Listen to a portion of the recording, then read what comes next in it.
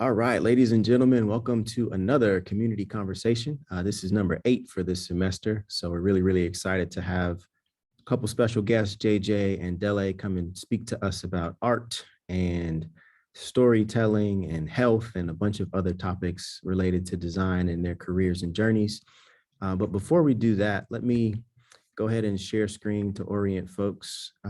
You are in a space that's been designed and sponsored by the Siebel Center for Design at the University of Illinois in Urbana-Champaign. Our class is called Introduction to Social Design, and we take a look at social impact and design thinking and the intersection of those two constructs and concepts. And this is an introductory course that's offered to students from all across campus, but then these community conversations are also offered for folks from outside of the Champaign and Urbana neighborhoods to come and audit as well. So that's why we call them community conversations. So just a little bit of an overview before we jump into the Q&A. This is our game plan for today. We'll do some introductions after a couple words here, and then the majority of our time will be focused on fireside chat, some Q&A, community generated and pre-prepared. So if you've got any that you want to contribute, feel free to what do they say on YouTube? Smash that chat and just throw your questions into the chat and we'll get to them as we see them. So without further ado, I'll jump into a little bit of who am I? My name is Brandon Middleton. I'm one of the instructors for this course, a UI/UC alumni. So really awesome to have this full circle moment and opportunity to teach this class. I exist in 3 contexts on this slide. Professional Brandon works at AWS, focused on cloud computing and fintech and startups by day. Family Brandon in the middle. I have my hands full. I have 3 children and a wife and a new toy poodle, 5 pounds. Barry Middleton is his name. So lots of mammals underneath my roof. And then Community Brandon on the right, focused on social impact organizations and community building. When I've got time, I'm really interested in those areas and those organizations. So without further ado, I want to pass the popcorn over to my co-instructor Bert as well for a quick intro. So Bert, over to you, man. Hey all, I'm Bert. I am a lecturer at Siebel Center for Design. So I teach design, especially in the context of enabling organizations to make change. I'm also an amateur typeface designer, as you see with those letters there. And my background is in interactive arts. So there's an image of a piano that's kind of playing itself and kind of not. But yeah, that's about it for me. Awesome. Thanks so much, Bert. Let's move forward and talk a little bit about social impact. One of the cool things that we're able to do with this course is go through not only like the lectures that we do on Tuesdays with the students to give them the fundamentals of social impact and the fundamentals of design thinking and human-centered design, but these Thursday conversations that we have bring kind of real life people and real life stories into the forum here. And we've heard from a number of these organizations on this slide here, and we'll hear from many more for the remaining like 8 or 9 weeks that we've got in the class. So it's a cool thing for students and community members to be able to learn and grow together, and for us to provide practical and tactical ways for a lot of the volunteerism and the good intent that human beings have, and like actually provide pathways for them to action on that and to put it into practice. So yeah, we'll see more of these types of organizations all throughout the semester. But yeah, that's a little bit of a cool concept that we are playing with and experimenting with right now. And it's been a cool thing to be able to see in this course so far. All right, so without further ado, let's go to the next slide and focus most of our time here on Dele, Gomih, and JJ Harris, who stopped by. I'll start with Dele. I'll pass the popcorn over to you, and feel free to take 2, 3, 4 minutes to tell the people, where in the world you are, who you are, what you're up to. And we'll do the same for JJ, and then do maybe a little bit of a presentation and some Q&A. So ladies first, popcorn over to you, Dele. Well, thank you, Brandon. Hey, everybody. Happy Thursday. I don't know what day it is of the week anymore. My name is Dr. Ayodele Gomih. Dele is completely fine as well. I am currently based in Los Angeles, California, which is why Brandon was wondering what my temperature was, because we're on opposite ends of the state. So he's actually doing a little bit better than I am up in NoCal. But I am an epidemiologist, an artist slash creator, an organizer. Um, and I only recently relocated to LA within the past year. So like right in the height of COVID, came to apply my background in epidemiology and put it to the test. Everything I prepared multiple years in grad school for, I've been working on for the past year in LA County, and so that has been a great deal of my life. But uh, the other aspects of me is existing to create, whether that's through movement and dance, a former makeup artist, music and singing, all of the things. I love art and I love to see creation and all of its pure and beautiful forms. I think I just saw the question, so I can popcorn it over to JJ. Let me know if I missed anything, Brandon, please. No, I think that was beautiful. We'll jump more into each of those facets as we get into the Q&A. But yeah, that's good for now. Great. JJ, popcorn over to you, man. All right, great. Good. Almost evening, y'all, and everybody around the globe. JJ, pleased to share the stage with you, Dele. And I definitely remember seeing you around campus back in the day. So it's dope to have this experience. And thanks for the intro, Brandon. My name is JJ. I am a filmmaker and photographer. I am from Chicago originally, but I bounced around a lot throughout my life. I spent time on the East Coast in New England, and I came back to Chicagoland when I was like 10 years old, and then I spent most of my youth in the Chicago suburbs of Bolingbrook and out by Naperville. And then, you know, without going into my whole life story, it's evolved through really like art and storytelling and creation has been this common theme, this common thread that's kind of woven through my life. And, you know, that its first form was in the form of music, actually, you know, producing music, hip hop, R&B, gospel. Me and your professor, we made a song together, and I may or may not play it later, but that's another thing. But you know, it evolved over time, and then I saw kind of how the world was changing and how media became such like an important part of our society. And every day I feel like it's becoming more and more a part of it. And I just, you know, I'm a very intuitive artist, so I, you know, intuitively, like I really had this like, you know, I was like, wow, like this, first of all, the internet was coming out, and I was like, this internet thing is crazy. Like what is going on with this? Where can this go? I kind of jumped on that wave, and then I jumped on this like film, photography and videography wave. And long story short, you know, here I am today as, you know, a full-time filmmaker, photographer. I run a small studio in Oakland, California, and I focus on content that helps elevate and like illuminate the stories of like people of color and people who just don't normally get a voice in media, and do it in a way that's like fresh and dope and like high end and commercial.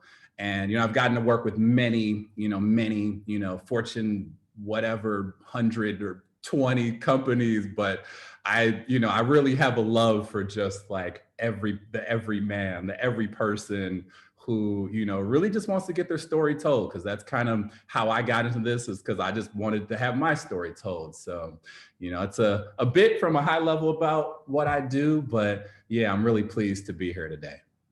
Awesome. Thank you, JJ. And yeah, it's so funny to think that we were all interacting on campus just like yesterday, but it was actually kind of a long time ago. So it's cool to be able to share some space with you all today. You know, the class so far, you know, through these 8 weeks, we've talked about what it means to build empathy for our users, and to interview and listen actively, and to We had a project that the students submitted over the last couple of weeks or so. We've talked about social issues and things that affect not just us as individuals, but like us as a macro economy, the macro global citizen. So that's kind of the context that the students and the community are sitting in right now. But like my first question for each of you, maybe we'll popcorn it over to Dele first, is just like paint a picture for us, like as you were growing up, 6, 7, 8, 9, 10 years old. We understand that you're a doctor today and a designer and a creator today. How much of what you're living in could you have predicted kind of based on what your community gave to you, what your family gave to you in the early kind of formative stages, and then how much of it is like a surprise right now? That's a great question. So I grew up the first daughter of 2 African immigrants from Nigeria. And I grew up in the South Burbs of Chicago as well. I forgot to say so. So shout out to the South Burbs. I grew up eating foods that were really smelly and learning how to cook for my mother and having my grandmother watch over me. I grew up under 2 individuals who I didn't recognize as humans at the time trying to survive in America, but they were trying to survive through acclimation and through, kind of staying within the lines, if you will, right? So almost in a way, kind of establishing some sense of otherness in a country that had already put me in an other category based on what I looked like. So in a lot of ways, I feel like that was a shielded and a sheltered existence. So that said, I was already like living under the African, you're going to be a doctor, and I mean, I am one, and discover sort of this other side to me and this other world, and just how much I really loved being in community and trying to build community with people until much later. I got a taste of it in high school. I went to Illinois Math and Science Academy, for anyone who happened to go there, because I feel like people call U of I IMSA South.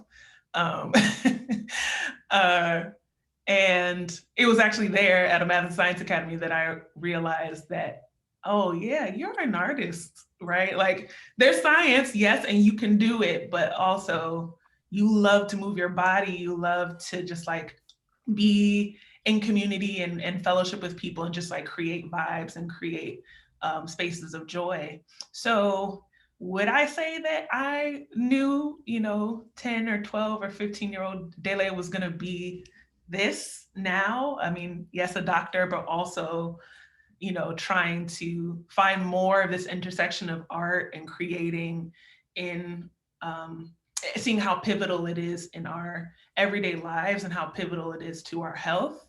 No. I did not see that one coming. I can't see it. I don't think my parents did either, because they look at me, she got a pierced nose, she got tattoos, she got shaved sides. It's like, what? Who is this child and where did she come from? So, but I, and it's taken a lot of time to get to this point of even embracing it more, because for a while I would really hesitate to call myself an artist, or to be to desire to like facilitate spaces that are where people can be their most authentic selves. Because in order to do that, you have to also learn to be comfortable with your own self or to love yourself. I think Bell Hooks said something, well, she says in the context of love around, learning to be alone and to also have love then, and not necessarily need to be in love or have love when there's other people around. Like you can do that on your own. And so, it's a welcome surprise, of course. I'm grateful to be at this place, but it has been a journey to get there. Yeah, I'll pop it over to JJ. Yeah, I was gonna, before you jump in, JJ, like the context and the language that we focused on, what you call something, kind of how you refer to something as very powerful in like the storytelling and like the narrative. So we have explored that a little bit as a class. And yeah, it's cool to know that you need to take time sometimes in the alone spaces to just know yourself, sit with yourself, reflect on yourself, and that external validation from social media, from like external factors is sometimes um, not separated from you, yourself, and you uh, enough. So thanks for emphasizing that. And yeah, JJ, let's pass it over to you, man. Hmm. Yeah, thanks for sharing that. That was really special to hear. And I see some similarities to some contexts in my own story, only because my parents, they I'm not immigrants, but my parents grew up South Side Chicago in the projects, and yeah, my parents were the first people in their lineage to make it out, to make it out of the ghetto. And when they made it out of the ghetto, they're like, all right, our kids are gonna be set. Our kids are gonna have everything they need. They're gonna be comfortable. They're gonna have the house and the picket fence, and we're gonna give them the American dream. And when the older I got, right, the more I started realizing that the American dream just didn't seem real to me. It seemed like a false narrative, right? And I know, and a lot of my friends, did kind of more follow that path, in their own ways. But I just knew for me, like where I wanted to take it, and the difference that I wanted to make in the world, and like the impact that I wanted to make, I couldn't do it if I just followed like a set path, right? Like if I would have did what my parents wanted me to do, I'd be like, I'd be a salesperson right now for Montgomery Ward, even though they went out of business. Like that's what I'd be doing right now if I followed that path. And I'm glad I chose something else, only because, for me, it really took a sense of, and I've been tapping into this recently. I'm really big into like meditation and just going deep into myself to really like figure out what are my truest inner desires, what are my truest inner passions, like what really drives me, what gives me joy, what makes me like move my body uncontrollably, right? And yeah, doing that, going through that process it's something I've been doing my whole life. And that's how I became an artist. And that's how I chose this path and gone towards, media when it could have been anything else, because there was something about it. Like, even though I had that music background, when I'm making videos, like my videos are very musical. And even how I create scenes have rhythm to them. So I'm still using music. I think music is still like my core element. But yeah, I had no idea what I was gonna be. I knew I wasn't gonna be something average, or I don't know, average is like a weird word, but just something that like I wasn't proud of. Like I just wanted to be somebody that I was proud of.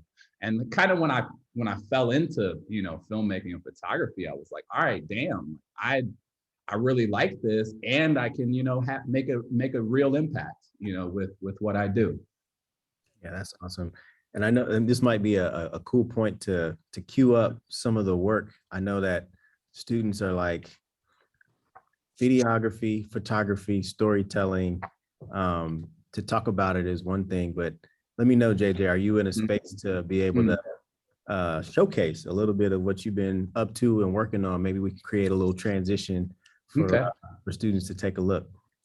Yeah, sure. I have like the videos and photos like in a Keynote. Now, if I play that in Keynote, will it come up all right on your side? Like, will you hear the sound?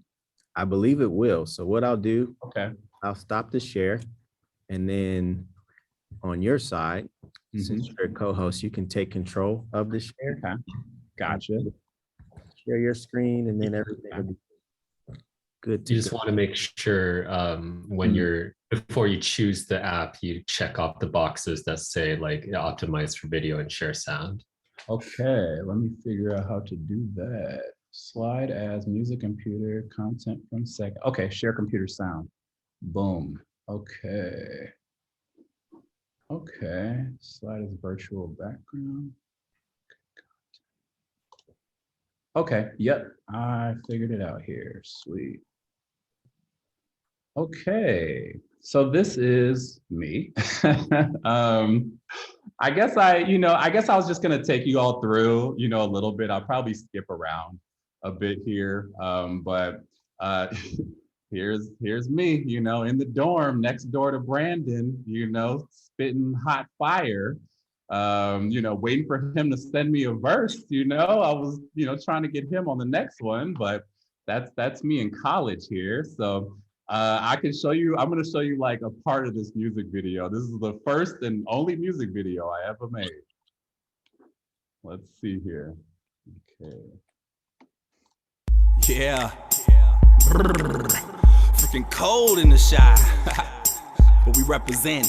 About to get off hay on in these streets. Yo, wake up, oh what a surprise. Got 5 feet of snow and it's covering my ride. Don't trip, I ain't trying to go nowhere today. And I couldn't go anywhere if I wanted to. Man, it's a snow day, so it's time to do my thing. Yo, I wish I had a sled, I would zoom the streets. But I don't, so I'ma just act a fool. Peace out to all my people who got out from school. And what up to all my people who got out from work and called off, cause they know that their boss is a jerk. Get your gloves, get your boot, so you can start clowning. Go to your nearest hill and roll down it. I'm so serious, I can do this all day. But I'm not, cause I'm about to go play. So get outside, you ain't got nowhere to be. Get your camera and let's run through the streets. It's a snow day, hooray. What we gon' do today? Nothing, let's go kick it. Cause I ain't seen snow like this in a minute. So get your boots, get your mittens, and get in it. It's a snow day, hooray. What we gon' do today? Nothing, let's go kick it. Cause I ain't seen snow like this in a minute. So get your boots, get your mittens. Okay, that's a little something that we got going on here. So that was like my first little video. We didn't have equipment or anything. We just had our cell phones at that time. I think I had a Nokia. My rap partner had a BlackBerry, and we just recorded it, put it out, and it went viral on YouTube. And that was like one of the first things we ever did. So I mean, from an early stage, it kind of was like, oh wow, like there's something to this video stuff, right? There's something powerful here. So I moved to California kind of shortly after that. I followed that thread, right? I followed that thread of like what's powerful, what moves people, and what really drives my passion. And when I moved to California, I just started like taking my camera everywhere. This is me in Yosemite, down on the coast of down the one. I really got into astrophotography at that point. I made a lot of friends and networked a lot with other filmmakers and photographers, and then I just kept at it, and it got to a point where I was like, all right, this photography thing is dope, this is fun, but like, what's up with that video stuff that I was doing before? Like, what was, let me revisit that. I had kind of a traumatic experience early on in my career with a bad client, and I didn't make videos after that for like 3 years.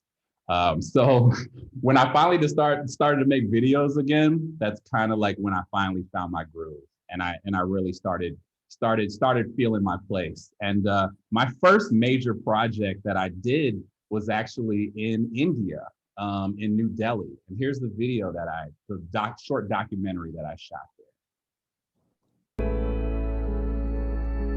आने वाले समय में ma'am यही होना चाहिए कि बस उनका जो फ्यूचर है, जो हम स्ट्रगल कर रहे हैं, वो ना करें।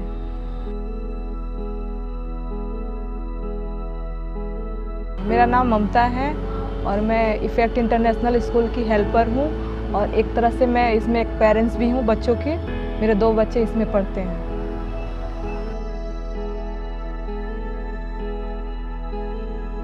स्ट्रगल तो मैंने बहुत किया। घर में सिर्फ 200 रुपये बचते थे, 300 लेने के बाद किराया। बस यही चाहिए मेरे को, पढ़ा दे, उनको अच्छे एजुकेशन ला दे, और कुछ नहीं चाहिए मेरे को। 17.7 million Indian children are out of school. And guess what? Nobody's talking about them. There are good schools, but they're catering to the ones who can pay, who can afford. What about parents who cannot afford? They also have the right for quality education. With effect, that's exactly what we're trying to do, right? Low-cost private schools, which is the need in India right now. Oh, okay, that's that one there. So that was kind of like my first video, you know, kind of like I feel like kind of my big break. And after that was about maybe 7 years ago, 8 years ago now. And I just I kept following that thread of telling stories for people who aren't getting their stories told. And honestly, just people who look like me. And you know, that's led into me kind of building a really strong client base over the last 7 years. That include the Golden State Warriors, like all the major tech companies, Facebook, Google, Adobe. But then I work for a lot of local organizations here in Oakland that are doing important work that I believe in. So this is the last thing I'm going to show you. It's a more recent video when the Black Lives Matter protests really started popping off. I really felt like it was my time to like step up. And, you know, media was so important. And I really felt like people needed to see what was going on. People needed to see another perspective. And as a filmmaker, photographer, I felt like, you know, I had special gifts that I needed to share. So during the Black Lives Matter protests, I did a lot of content. And this is kind of like my favorite project that I did during that time.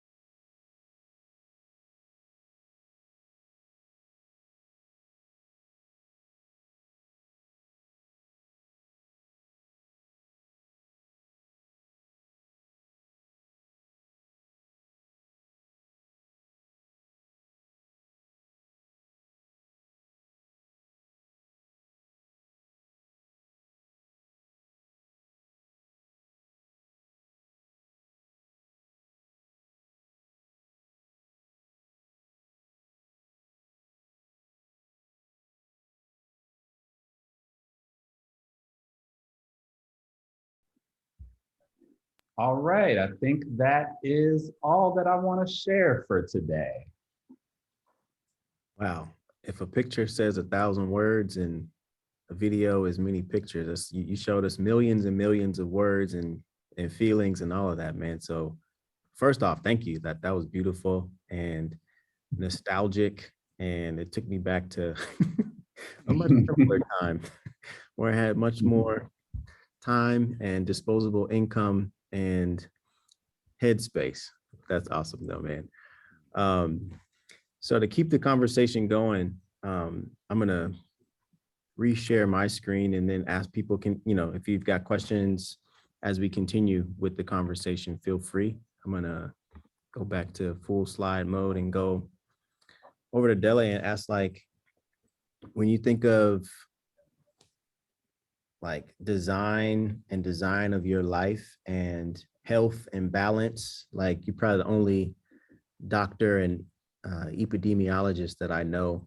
One of the curiosities I have is like around these last couple of years, if you could articulate to the student community what it's been like to try to help such a big and systemic issue, and then also remain sane and keep yourself safe and like keep your art and the things that, you know, keep you going. Just share some thoughts with us there. Yeah. Yes. Epidemiologist, Brandon. Yeah, and it's a tough one. Even in the past 2 years of living in a pandemic and epidemic, I feel like folks still wonder like what it is. It's like, so is that skin? Nope. It is in fact studying diseases. How has this time been? Well, like I was sort of saying in the beginning, I don't know that any of us when we were in school training for this and writing theses and dissertations that we would be in this space at the time, because I finished my doctorate in 2017, and then you'd kind of go through the expected trajectory of you do maybe a postdoc, or you go work at a county health department, or blah, blah, blah, blah, right? So I kind of skipped around doing all of that. And then here comes the pandemic. And in the midst of figuring that out, like, I knew that like I wanted my world to be bigger than public health. And I think when COVID hit, it was very apparent how much bigger, or really how much more there are intersections of a lot of these different aspects of our life and world, and particularly in America, that intersect with public health. So when before I lived in LA, I was in Miami, and I was doing a postdoc there, but I was also really heavily involved with an organization called the Dream Defenders, which was doing a lot of work in the state of Florida around like racial, economic, and health equity. And so at that point, I had the opportunity to work with this amazing brother named Dr. Armin Henderson. And through the Dream Defenders, we already recognized like, okay, shelter in place was March. And then, testing really wasn't available. And people were like scrambling to get tests.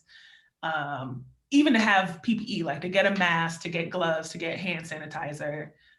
All of that was incredibly difficult as a person who is employed and has a means of transportation. So now we're thinking about the folks who were houseless or unstably housed, who were, basically on the streets of like Overtown or Liberty City in Miami, and had no access to any of this, right? So at that point, like launched into action and like tried to get even outreach to people who still didn't even know what COVID was, or coronavirus, or any of it was. All of this was like a different language. Nobody has lived in a pandemic unless you happen to be alive over 100 years ago when we had the flu pandemic. So longer story short, I realized that our idea of public health, at least as it was coming into our training, was missing really major pieces. Not thinking about like how access to resources, or let alone it being like health insurance, right?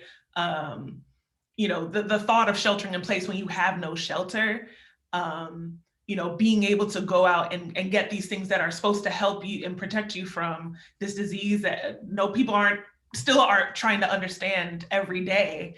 And the fact that you could not isolate, like class from this pandemic, right? Like, this is not just a poor people's disease. Coronavirus is no respecter of person.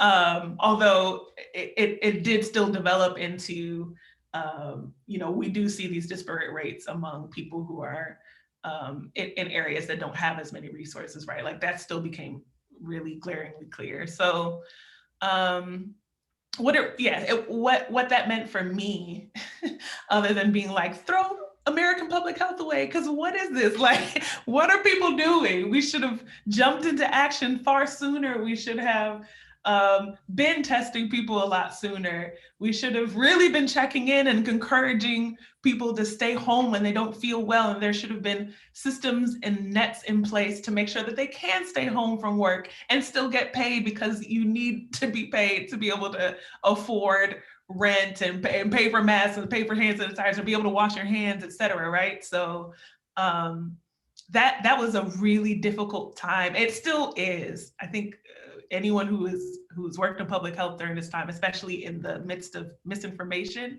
we're like, gosh, it almost feels like we're yelling at a brick wall, and nobody's like really taking what needs to be done seriously. So How did I stay sane? I got into more movement. And unfortunately, this was on the heels of me also having been injured, which, you know, like dance was a really major and critical piece to who I am. And I wasn't able to do that. So at the beginning of the pandemic, I launched into doing like mindful movement work and was like doing these videos on Instagram because it was like the closest thing I could reach to.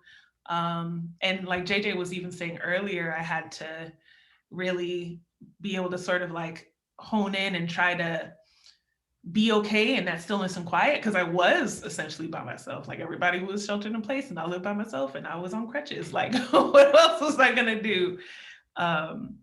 So I feel like what I've learned since this time was the need for, I mean, this has always been a need, but to really like tap into each other's humanity, because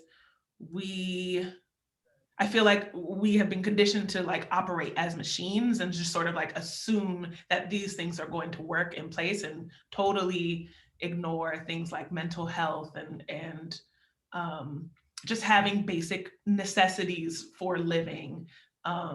What does wellness actually really mean to people beyond just like, okay, well, I know I can get to the doctor, right? So those are the thoughts that I've sat with and I've wanted to operationalize more.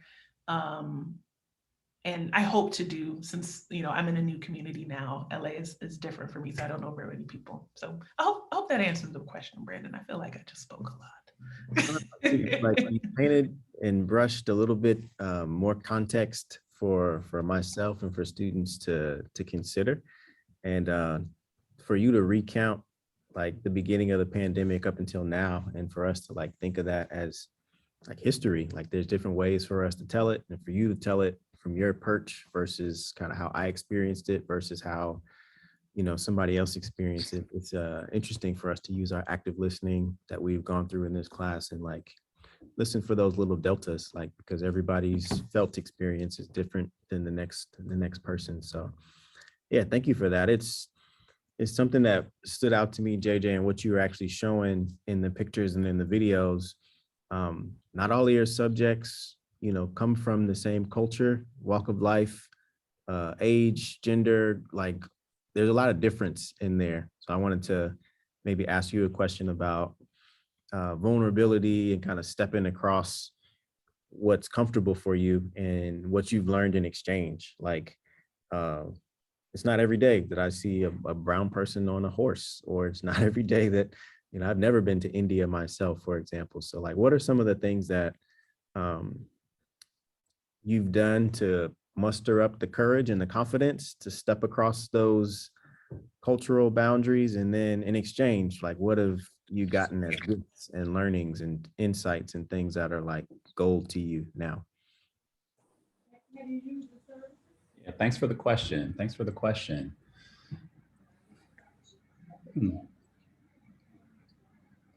Yeah, I think when it comes to cultural boundaries, and I guess when I think about it, like in the mainstream context, like, okay, yeah, there are boundaries, but when I'm more thinking like in my artist mind, when I'm more tapped into like what I consider like the source, what I call the source of like existence, I don't really, in that mode, I don't really see the boundaries. I don't really see the differences. And it's a tool that helps me to create from a place where I try to treat everyone, I try to elevate everyone the same, but, you know, equitably though, right? Because yeah, if I'm filming something and, you know, there's only like a couple people of color in the room, like I'm gonna be hanging out with them like a lot because I want to make sure people know that they were in that room. And that, to me, you know, that's how I decide to elevate voices how I can, and kind of what I've learned through just being in all these crazy scenarios. I mean, that's just, it's like 2 scenarios that I've been in, getting to travel, all over the world. I did I did a 30 city tour across America it was basically a workshop for mostly Black and brown and women of color, teaching small businesses how to leverage social media and new financial tools to help their businesses. And I did a 30 city tour across America, through mostly in like rural parts of America. And that was mind blowing, especially considering it was like right before Trump got elected. So it kind of gave me a different, an enhanced perspective, maybe I would say, to the just parts of society that were secretly like boiling.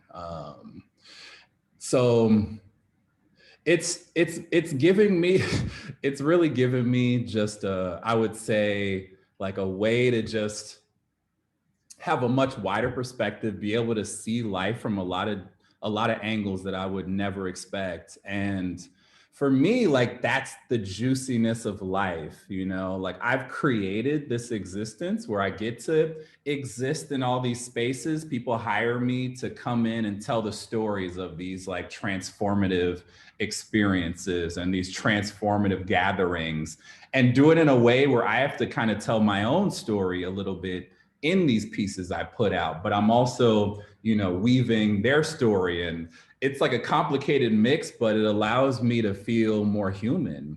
It allows me to feel more whole and complete, to not think of things more as barriers, but to just feel like I'm one, with every experience that I get to partake in. And I kind of have to have that perspective to make something that feels authentic to watch, that feels authentic to receive. And it is kind of interesting that like companies are starting to get that, like there's so many companies, like my specialty is really in like the diversity and inclusion space, which is like a big buzzword in corporate America right now.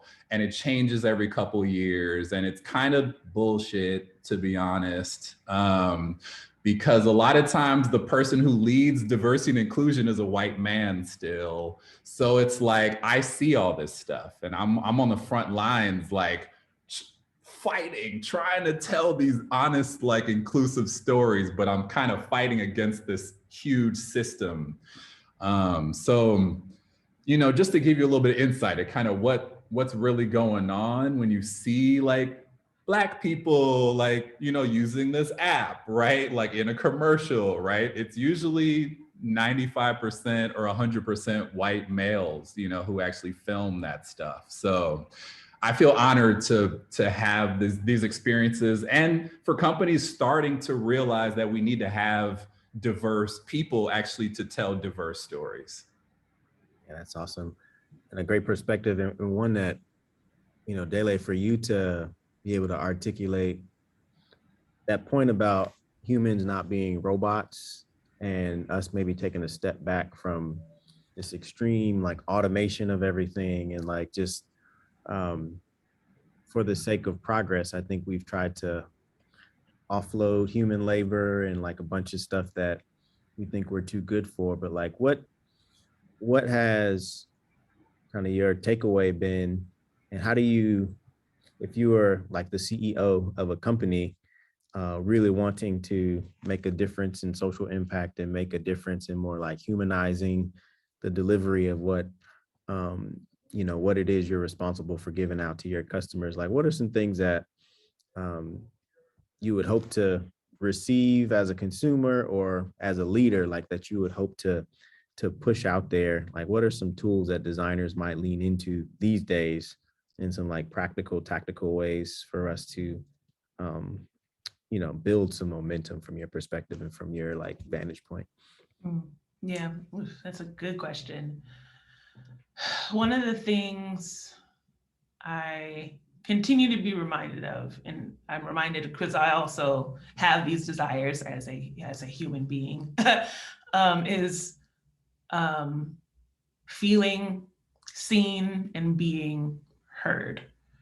And I think that was really demonstrated, like, we were talking about what was happening just before 45 went into office, where I think there was a group of folks who did not feel seen or heard, and therefore voted in a particular direction that maybe might have served them well, quote unquote, did not serve them well, or anyone well, right? It's like feeding.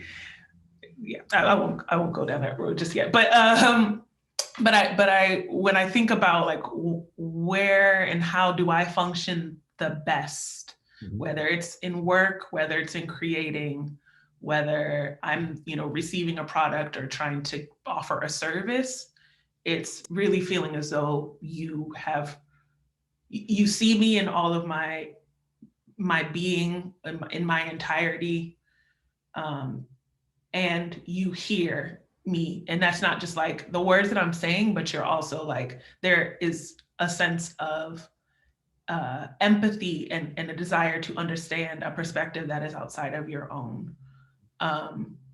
And yeah, I think why, we see so many F that job memes is because folks end up being in settings, work settings or whichever, where whoever is leading is very one directional in their approach, whether, if they're leading a team and it's like, it's my way or the highway, and they're not actually trying to gain more understanding about like, what are the other perspectives that might exist.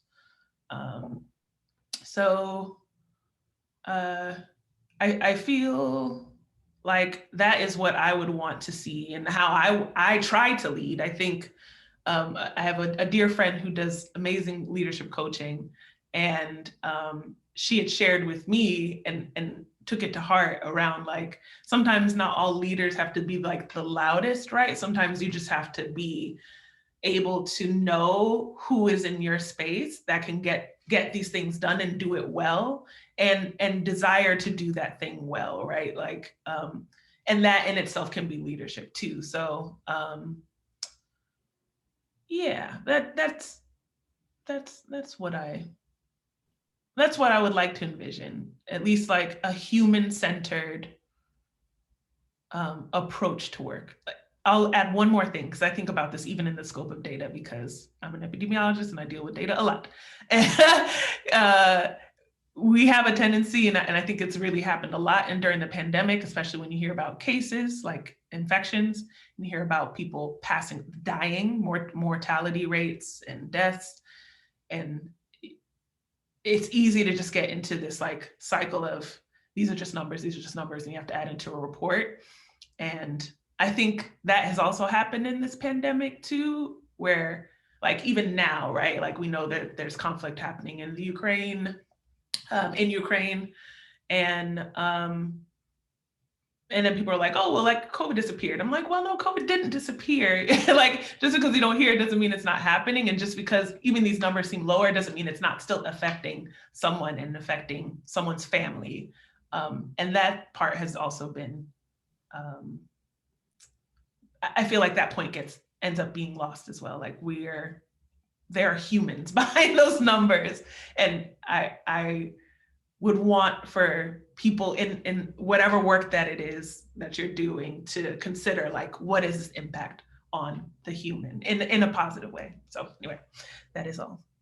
No, that makes sense. Like the tying together of the data and who it's impacting, and like the decision makers when it comes to mainstream media, and like, what are we going to communicate out to everybody, and how regularly, to JJ's point about storytelling and like vantage point, and like who you're going to focus on and what you're going to focus on. Like, I totally feel you in those statements, and like see it as a big responsibility when it comes to communicating out to the masses, and like keeping first things first, maybe.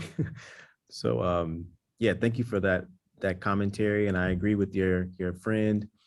I think I might have that person in mind. If she's an alum of our university, then I think I know exactly who you're talking about. But like leading from the front is sometimes required, but then also kind of putting multiple messages into the ears of people who have maybe more influence than you, or who have a bigger platform or a different way to get the same work done in a straighter line is also something to consider as a designer, and a tack to take if you need to. So yeah, thank you for that commentary.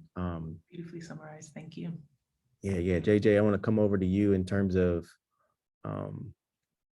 when you think about data, when you think about like some of what Dele was just talking about, and you kind of marry it to entrepreneurship and the vision that your clients have and like the day to day. Maybe first take us through like the day to day for an entrepreneur is different than like corporate America, definitely different probably than an epidemiologist. Like give us a quick, what is it like to walk in your shoes for a day? And then after that, like how do you use data, use storytelling, and like kind of make it all make sense and all come together? One, to paint a picture for what it's like for students and community members, and then two, to like bring it back to like design and entrepreneurship and social impact. Yeah, I'm gonna try to do all of those things for you. Yeah, I mean, day in the life, that's pretty easy. I'm in Mexico right now. That's my day right now. First time traveling in a while, but just had to make it happen while I could. Because self-care is really, I mean, as an entrepreneur, I feel like self-care is like part of my job. Because, you know, running a company and, you know, a profitable company that's doing well, and I got, you know, a couple employees now, I just, yeah, I got to keep my temple aligned. I got to keep my chakras in order, as they would say in California. So on a day-to-day basis, it's really like, you know, I take the first probably 2 hours out of my day for just focused on like meditation, journaling, eating a good breakfast, you know, drinking some tea before I really dive in to the nitty gritty, you know, of my job. And that can range from, you know, whether that's, you know, more handling like day-to-day tasks, emails, sending out invoices, quotes, you know, like scouting locations for a shoot, but then it's, you know, it can be fun things. I can be like, you know, on set for like a commercial shoot, or I can be maybe helping out a friend, you know, with a live stream of a chef, you know, who's a Black chef who's like making his famous dish from Ghana, and you know, so it really ranges like the kind of day to day. But I think from you know, from a high level for me, I think it's the ability to control my schedule, to have flexibility, to be like, all right, like I'm gonna kind of, you know, I got to kind of move some things around to be able to take care of myself for a couple of weeks, to travel. But I can still, you know, be here to have, you know, conversations like this, you know, with people. I think it'd be beneficial, you know, to hear that it is possible to create a life that is, you know, custom to like what you need and kind of what works for your people, your community, and to support your family. You know, there's routes, there's paths, but you know, I kind of threw that away and kind of carved my own path. So I guess, yeah, I'm trying to relate that to data and kind of what Dele said. I mean, I would definitely say how data comes in play with my job is a lot of times around like how I mean, a big part of my job is feelings, right? Emotions, really touching into the fabric of like how people are feeling, and then trends that I see that are happening in society, trends that I think are happening in cinematography. But you know, I kind of look at that as data points. You know, they're more touchy-feely data points, but it is data points. When I see society shifting, you know, more towards video, like Instagram doesn't even promote your photos anymore. You have to post reels, you know, to get seen on social media. I guess this is a little sidebar, but I kind of built my business. I kind of built my livelihood on social media, which has kind of been a gift and a curse, to be honest. But you know, social media is completely 100% data driven. So I have to pay attention to what's working in social media and what are the trends, because that's kind of how I stay top of mind to my client base.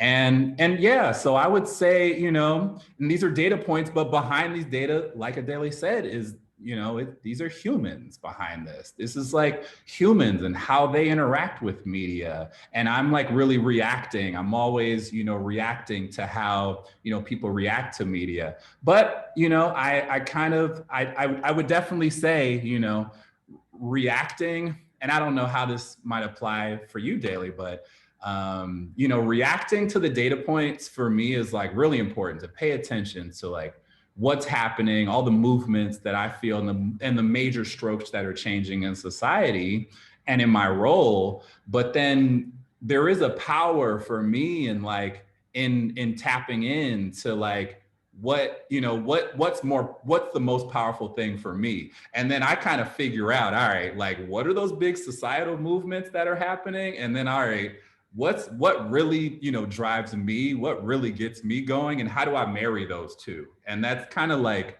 you know, I think that's the best place, you know, for businesses to be, when they're able to marry those two.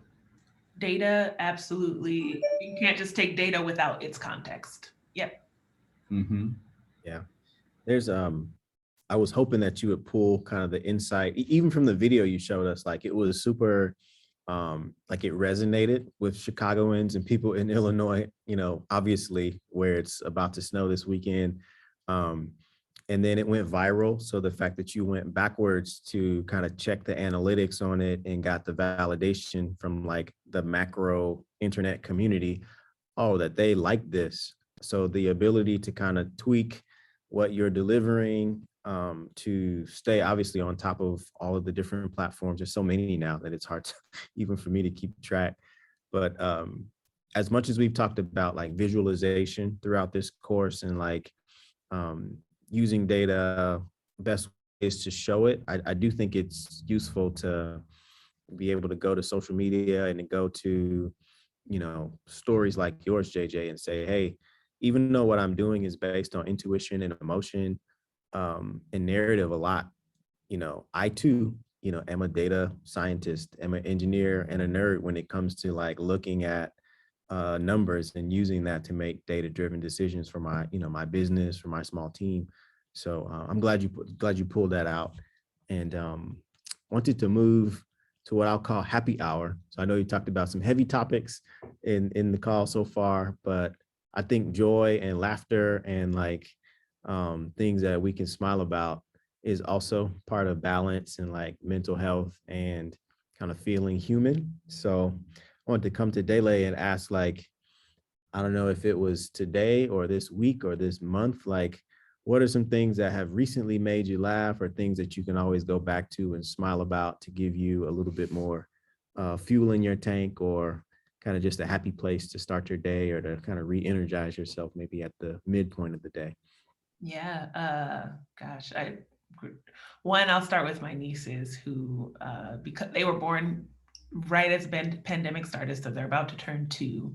And unfortunately, I've not gotten to spend as much time with them, but because I moved to California, I can drive up a little bit more often. But they are just incredible, incredible beings. Beyond that, I really love to see people get roasted by Black Twitter. No, I'm kidding. I only had to throw that in because I saw something today that just completely had me weak. But I don't encourage bullying at any point. But lately, because I was sharing, that I've been recovering from a chronic injury, which, really had me in kind of a darker and more negative place, since dance was really, really meaningful to me, or it still is. I have, though, gotten really into cycling. Cycling has been amazing. And because I live in LA, I have incredible weather to get out and cycle in. I've also become a plant mom, a very proud plant parent. And so there's like the alchemy of nature and just seeing things grow and cultivating. And there's a plant right here. I mean, I love plants. I'm a very proud plant mom. So, yeah, those are my bits. And always, of course, music. And I can't help but move. Movement is very dear to me. So even if it's semi, like I don't have my entire limbs at my disposal, I'll still move if I hear something grooving. So. Yeah, one of the most eclectic ears in the game, y'all. Still takes me over artists that I would never have discovered unless you would have sent it over. So for that, my friend, I thank you. Absolutely, Brandon. JJ, I'll send you the same question, man. What keeps you smiling? What are some things that the community might, put into their practices that'll keep them on the good foot, so to speak? Yo, like Dele, we need to get up. When I'm in SoCal, you need to take me for a ride because I'm about that life too. So you definitely, we gonna connect on that. Honestly, I've been having my practices for the last probably 4 years, 5 years. And a lot of it is inspired by moving to California and spending time in the New England area as a kid. And I just forgot about that part of my life. I actually tried to block it out. It was like rural, like New Hampshire. I tried to block that out.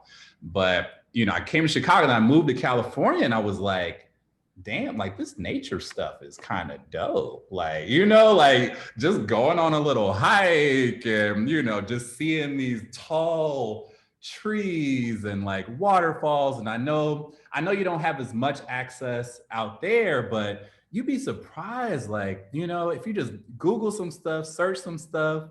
I go on hikes a lot. I spend a lot of time in nature. I go camping, with my friends. I got a group of like brothers and we like hit the woods now. It's like, I never would have imagined anything like that, honestly.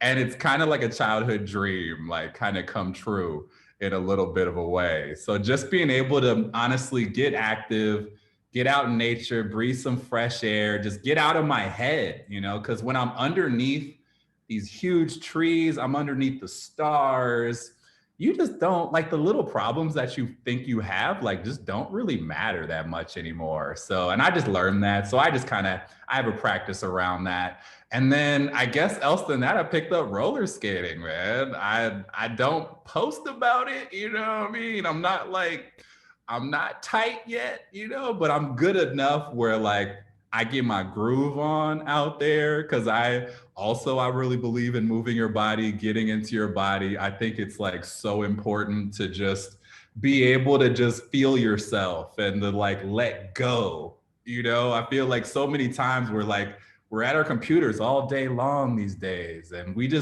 got so much pent up, stuff in our bodies. And just to be able to just like hear a song you love and be able to like get your groove on, skating for me is like my favorite outlet for that now. And there's like a huge community all over the place, like all over the world now of people tapping back into roller skating. When I do it, I just feel like a kid again. I skated when I was a kid, and when I do it now, I still feel like a kid, even though I'm a grown ass man. So yeah. No, that's awesome. I was gonna say, like, do you still feel like a kid again the day after? Like these days, a little crankier, a little stretch it out a little bit longer than I used to have to, but definitely. So yeah, I wanted to invite everybody to definitely check out JJ's company, Tech Boogie, and maybe subsequently we can share kind of socials and all of the stuff for the students or community members that might have questions. But yeah, the next slide after this is just to say thank you for the time that you gave to us. It feels good to have alumni in the house, you know, folks that have lived and breathed the Urbana and Champaign oxygen and come back to contribute to our community. So for that, I want to say thank you. And then to close us out, like we always do these little selfies. So I wanted to jump off of screen share and give people a few seconds here to jump on video. We'll do a little selfie here and then we'll start to wrap it up and send y'all out on your way. So let's count it down from 10, 9, 8, 7, 6, 5, 4, 3, 2, and 1. Here we go. All right, I think we got it. JJ, you probably could have done a better job, honestly, with the photography. I got my camera, dog. I could just yeah, just wanted to say thank you, y'all, for hanging out. The students are actually getting ready to go for spring break, so it's the last class we've got before they get to take off for a week off next week. So yeah, I'll give it like a final word to each of you. Dele first, and then JJ. Just any last things you would want to say to the community to leave in their back pockets as they get ready to go for break, and then we'll wrap it up. So Dele, last words. Sure. I guess I just what I wish I would have told me when I was at U of I was to explore the world beyond classes. Please, please, please, please. Those classes, them grades. I mean, please even do as well as you can. But please, if you have curiosity, go follow it and see what else is out there. Yeah, amen to that. JJ, over to you, man. Yeah, I would just say, just design the life that you want to live and create the world that you want to see. That's all, you know, yeah, that's all I would say. And it's possible. And you definitely have the power to do it. If you're sitting in that seat and you made it this far, like you have the power to create the world you want to see. So I believe in you. Amen to that. I mean, look, parents that grew up in the projects to traveling around the world, going hiking, got the 2 top buttons unbuttoned in Mexico right now. Not doing too bad. So good to see y'all. I'm gonna press the stop on the recording, but to everybody, thank you so much for stopping into another community conversation. We hope you've taken some gems. Throw some snaps and claps. Let me test my reactions. There's a heart for you, Dele. There's a cheer for you, JJ. Man, I appreciate y'all for coming through today.